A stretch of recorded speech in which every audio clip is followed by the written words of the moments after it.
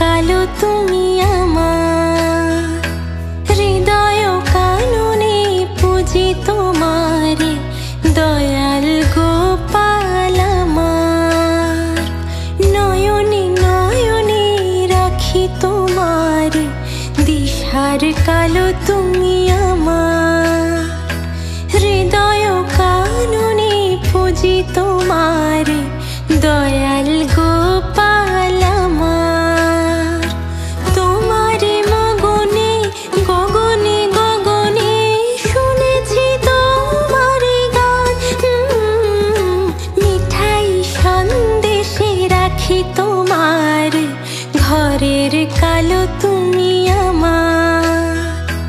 নয়নে নয়নে রাখি তোমার দয়াল গোপাল আমার।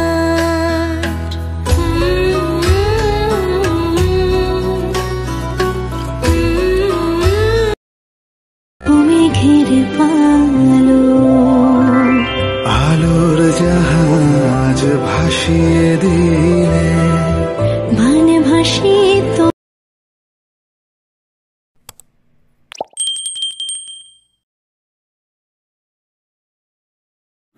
নমস্কার বন্ধুরা, আমি সুস্মিতা হাজির হয়েছি আবারও নতুন একটা ব্লগ ভিডিও নিয়ে। তো আজকে চলে এসেছি আবারও একটা তথ্যমূলক ভিডিও তোমাদের কাছে শেয়ার করতে। তো সামনেই আসছে ঝুলন, তো ঝুলনের বিষয়ে কিছু তথ্য তোমাদের কাছে আজকে ভাবলাম শেয়ার করব। তো যেহেতু বাড়িতে আমার গোপাল রয়েছে, তো সেই কারণে আমার গোপালের তরফ থেকে তোমাদেরকে অ্যাডভান্স জানাচ্ছি ঝুলনের অনেক অনেক শুভেচ্ছা ও ভালোবাসা। তো চলো এইবার একটু ঝুলন সম্পর্কে জানি। ঝুলন হলো একটি অত্যন্ত গুরুত্বপূর্ণ উৎসব। শ্রাবণ মাসের অমাবস্যার পরেই একাদশী থেকে শুরু হয়ে শ্রাবণী পূর্ণিমা অর্থাৎ রাখির দিন পর্যন্ত চলে এই উৎসব। এই উৎসবকে রথযাত্রার পরবর্তী বৈষ্ণবদের বড় উৎসব বলে গণ্য করা হয়। ভগবান শ্রীকৃষ্ণের জন্য দোলনা সাজানো থেকে শুরু করে ভক্তিমূলক গান নাচ সব মিলিয়ে রাধাকৃষ্ণের প্রেমলীলার একটি বিশেষ উৎসব হলো এই ঝুলন পূর্ণিমা। বৃন্দাবন, মথুরা, নবদ্বীপ ইস্কন মন্দিরে এই উৎসব সমারোহভাবে পালন করা হয়। দেশ বিদেশ থেকে বহু ভক্ত এই সময় এই উৎসব দেখতে ভারতে আসে। এই সময় প্রায় 25 থেকে 30 রকমের ফলের নৈবেদ্য, লুচি, সুজি ভোগ হিসাবে ভগবানকে নিবেদন করা হয়। আচ্ছা, ঝুলন শব্দটির সঙ্গে দোলনা শব্দটি চলে আসে। এই সময় ভক্তগণ রাধাকৃষ্ণকে সুন্দর করে সাজিয়ে দোলনাতে বসিয়ে ধুমধাম করে পুজো করে। শাস্ত্রমতে এই ঝুলনের উৎপত্তি হয় দ্বাপর যুগে। বৃন্দাবনে রাধাকৃষ্ণের প্রেমলীলাকে কেন্দ্র করে প্রথমে এই উৎসবটি সূচনা হয়েছিল।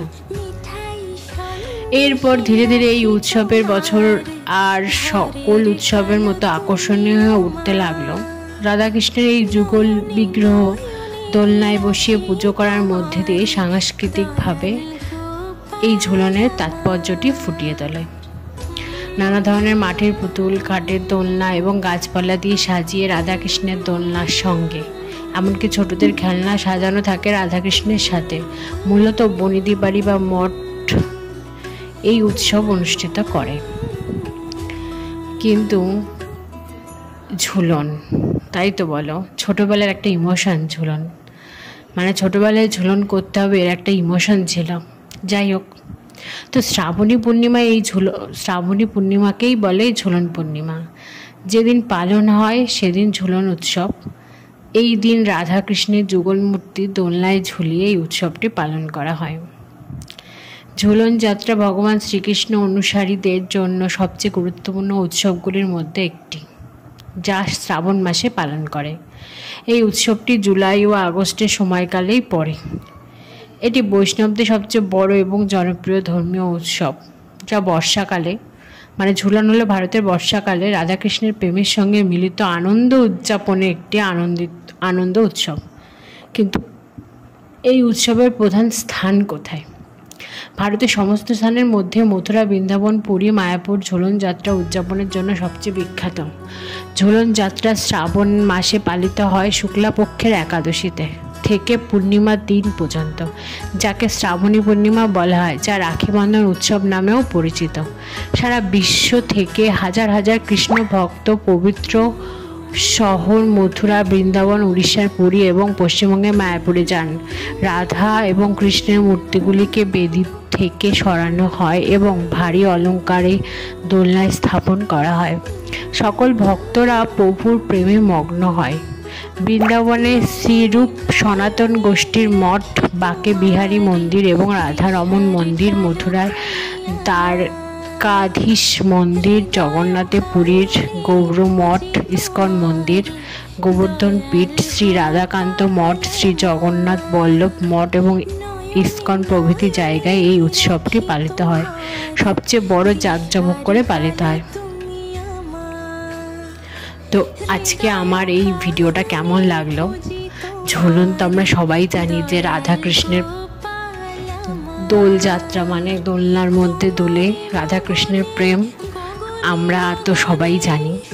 তো ঝুলন কি জিনিস ছোটোবেলা থেকে পড়ে এসেছি বা নিজের হাতে কত মানে বানিয়েওছি ঝুলন।